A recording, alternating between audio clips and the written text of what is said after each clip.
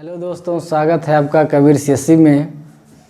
पिछले वीडियो में हमने बताया था बायोलॉजी के एक रक्त टॉपिक से, और जो पार्ट 1 था उसी में का कुछ शेष भाग बच गया था, उसको हम आज यहाँ पर डिटेल में चर्चा करेंगे।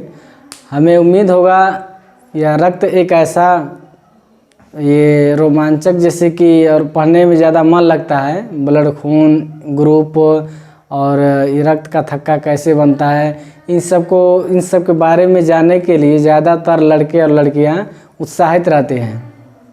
तो अगर यह वीडियो आप लोगों को ज़्यादा अच्छा लगे तो प्लीज़ लाइक कमेंट और शेयर और सब्सक्राइब करना ना भूलिएगा। पार्ट 1 का कुछ भाग बचा था, इसमें तो हम बी करके लिख दिए हैं। और रक्त का अध्ययन किया जाता है, उस दिन भी हम बताए थे सेरोलॉजी और हेमेटोलॉजी। कौन सा? सेरोलॉजी और हेमेटोलॉजी में रक्त का अध्ययन किया जाता है। उसमें हमने आप लोगों को दिया था कि 14 जून को कौन सा, या 14 जून से आप क्या समझते हैं। उम्मीद है आप लोग कमेंट बॉक्स में लिखे होंगे। चलिए, वैसे भी हम आज बता दे रहे हैं कि 14 जून को यह राष्ट्रीय रक्त दिवस मनाया जाता है, या कहे तो रक्तदान दिवस। और देखिए, आज हम बताएंगे कि रक्त का संरचना कैसा होता है, खून का स्ट्रक्चर, द रक्त ऑफ स्ट्रक्चर्स, रक्त का। तो इसमें देखिए एक प्लाज्मा होता है और कार्पल्स होता है।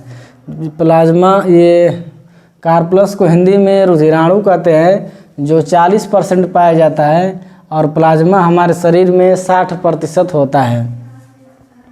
एक तरह से समझिए कि जो प्लाज्मा है यह द्रव यानी कि तरल अवस्था में होता है, और जो कार्पल्स है रुधिराणु, यह कठोर थोड़ा सा, यह माने कि यह दानेदार टाइप होता है रुधिराणु। और प्लाज्मा में देखिए, प्लाज्मा के अंदर प्रोटीन है, फाइब्रिनोजन और थ्रोम्बिन मिल करके, इन दोनों से मिल करके प्लाज्मा का निर्माण होता है।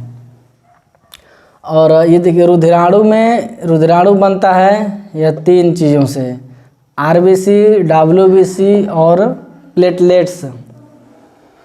आरबीसी का यह बायोलॉजिकल नेम होता है एरिथ्रोसाइट, एरिथ्रोसाइट।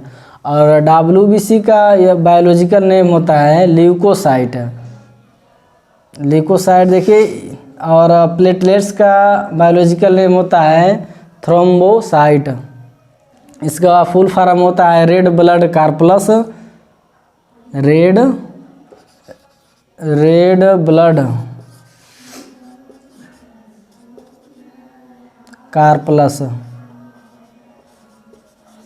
और डब्ल्यूबीसी का फुल फॉर्म होता है, ये आरबीसी है, और डब्ल्यूबीसी का होता है वाइट, और ये ऊपर वाला यही दोनों चीज़ें होता है, वाइट ब्लड कार्पल्स। देखिए, यह संख्या में 50 लाख की आबादी में होते हैं आरबीसी के जितने भी ये होते हैं। और यह 120 दिन के अंदर बनता है, और 120 दिन ही इसका जीवन काल होता है, उसके बाद यह समाप्त हो जाता है।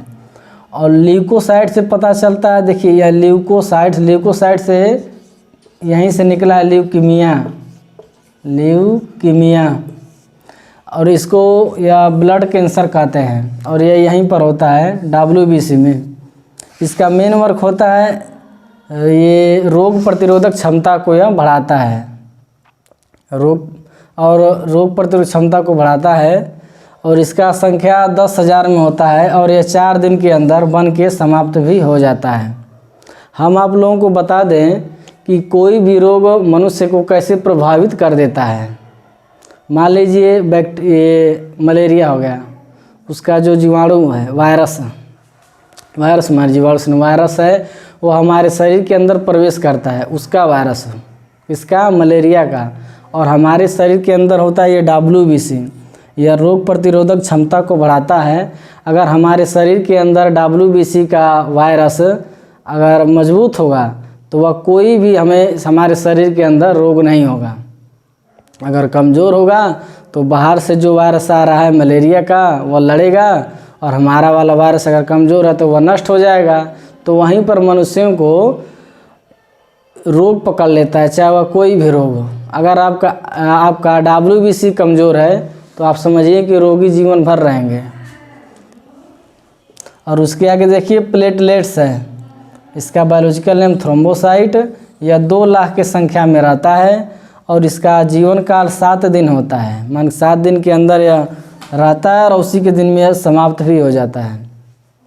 आइए उसके आगे देखते हैं कि RBC, WBC और प्लेटलेट्स के वर्ग क्या होते हैं, यानी कि कार्य। RBC देखिए, RBC का आकार जो होता है, साइज, वह गोल होता है, यह गोल के आकार में होता है। और यह RBC जब नीचे से, हमारे शरीर के नीचे से ऊपर जब RBC बढ़ता है तो इसका साइज जो है वो बढ़ने लगता है, ऊंचाई पर जाने से साइज बढ़ने लगता है। और इसमें लाइसोसोम को देखिए आगे लिखा है क्रॉस, माने कि नहीं होता है। RBC में लाइसोसोम नहीं होता है। उसके आगे देखिए केंद्रक है, केंद्रक भी नहीं होता है।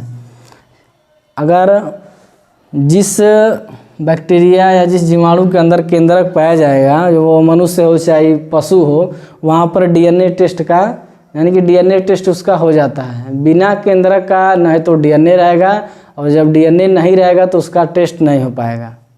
DNA टेस्ट होता है, बाल से भी हो जाता है, नाखून से होता है, ब्लड से होता है, वह चाहे मनुष्यों का हो या जानवरों का हो। इसके आगे देखेंगे RBC का रुधिराणु जो होता है वह 95% होता है। और यह Fe यानी कि आयरन की कमी से एनीमिया नामक रोग हो जाता है। उसके आगे देखेंगे WBC, इसका जो साइज होता है वो अनिश्चित होता है, माने कि कोई इसका निर्धारित नहीं है, यह अनिश्चित होता है। और इसमें देखिए केंद्रक पाया जाता है। कोई भी मनुष्य का DNA टेस्ट होता है तो वह WBC में पाया जाता है, क्योंकि यहाँ पर केंद्रक है, जाहिर सी बात है DNA मिलता है तो उसका पहचान हो जाएगा। और ये देखिए यह रोगों से यह रक्षा करता है। कौन? WBC। पीछे हम बताए थे ना पहले कि यह रोग प्रतिरोधक क्षमता को बढ़ाता है। एग्जाम पॉइंट के दृष्टि से यही इम्पोर्टेंट है। पूछ देगा कि रोगों से रक्षा कौन करता है, ऑप्शन दे देगा RBC, WBC, प्लेटलेट्स और लिख देगा प्लाज्मा। अगर आप लोग पढ़े रहेंगे अच्छा से तो बता दें कि नहीं ये WBC होता है। जैसे कि मान लीजिए हमारा हाथ है, कोई चाकू या कोई धारदार हथियार से कट जाता है, अगर वह कट गया लगातार अगर बहने लगता है तो जानते हैं कौन सा रोग होता है? पिछले वाले वीडियो में हमने बताया था कि जो आनुवंशिकी रोग, उसमें हम बताए थे कि हीमोफीलिया नामक एक रोग होता है, जिसको हो जाएगा। सबसे पहले इंग्लैंड की महारानी विक्टोरिया को हुआ था।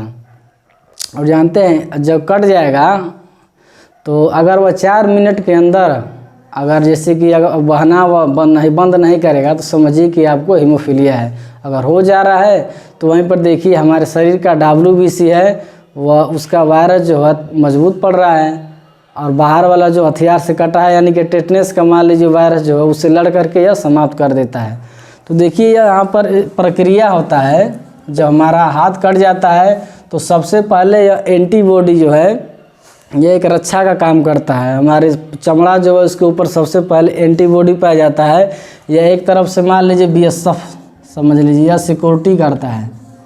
बाहर से मान लीजिए ये जब कट गया तो उसका जो वायरस आया तो सबसे पहले सूचना इसको मिलता है, एंटीबॉडी को। अगर यह कार्य कर सकता है, माने कि चमड़ा और परत जमवा सकता है हमारे चमड़े के ऊपर, तो कर देगा। अगर इसके बस की बात नहीं रहेगा तो यह जाएगा लिम्फोसाइट के यहाँ। इसका साइज जो है T आकार का होता है। याद रखने के लिए यह जब इसके पास लिम्फोसाइट के पास जाएगा तो कहेगा कि हे चाचा, लिम्फोसाइट चाचा, चला बहुत बड़का आ गया वायरस, ओके मारे के है, हमसे ना मरत बा, हम बड़ा कोशिश कैले हैं। तब जाए लिम्फोसाइट के चाचा के यहाँ, तो वो अपन क्या करेंगे कि बंदूक लेंगे, अब चलेंगे उसको मारने के लिए, क्योंकि वायरस बहुत बड़ा आ गया है। हाथ के जो खून जो बहाना पे उसका है, रिसाव व रुक नहीं रहा है। तो अगर इसके भी बस का बात नहीं रहेगा रुकना, तो ये सबसे बड़ा जो देखिए है मोनोसाइट है, उसके पास जाएगा और ये कितना हो बड़ा अगर वायरस आ जाए तो उसको जा कर के यह नष्ट कर देता है। तब यह तीनों मिल कर के लड़ते हैं, उस वायरस को ख़त्म कर देते हैं। ये 4 मिनट लिखे है इसीलिए ना कि अगर 4 मिनट के अंदर खून नहीं बंद हुआ तो वहाँ पर हीमोफीलिया आपको है। उसके आगे देखेंगे प्लेटलेट्स। इसका जो आकार होता है वह उत्तल लेंस के भांति होता है। उत्तल लेंस का पहचान है कि यह बीच में मोटा होता है और किनारों पर पतला होता है, और अवतल लेंस ये होता है बीच में यह पतला होता है और किनारों पर चौड़ा होता है। और देखिए केंद्रक लिखा है, केंद्रक क्या क्रॉस है, यानी कि प्लेटलेट्स में केंद्रक नहीं पाया जाता है। और प्लेटलेट्स का एक मेन वर्क भी होता है क्योंकि यह शक्ति प्रदान करता है, एनर्जी देता है। और जिसके शरीर में प्लेटलेट्स की संख्या कम होता है उसको डेंगू नामक रोग हो जाता है। और इस डेंगू को भगाने के लिए एलोवेरा, गोट मिल्क यानी बकरी का दूध और फल यह मोस्ट इम्पोर्टेंट होता है, इसके स्रोत है। मान के खाने से प्लेटलेट्स की संख्या में बढ़ोतरी होगा। तो आज पार्ट 1 भी ख़त्म हो गया है और इसके आगे पार्ट 2 में हम बताएंगे कल कि रक्त का थक्का कैसे बनता है हमारे शरीर के अंदर। हमें उम्मीद होगा यह वीडियो आप लोगों को पसंद आएगा। इसी तरह हमारा मनोबल बढ़ाते रहिए, आगे हम बताएंगे पार्ट 2 ब्लड के बारे में। तो आज की वीडियो में सिर्फ इतना ही, तब तक के लिए धन्यवाद।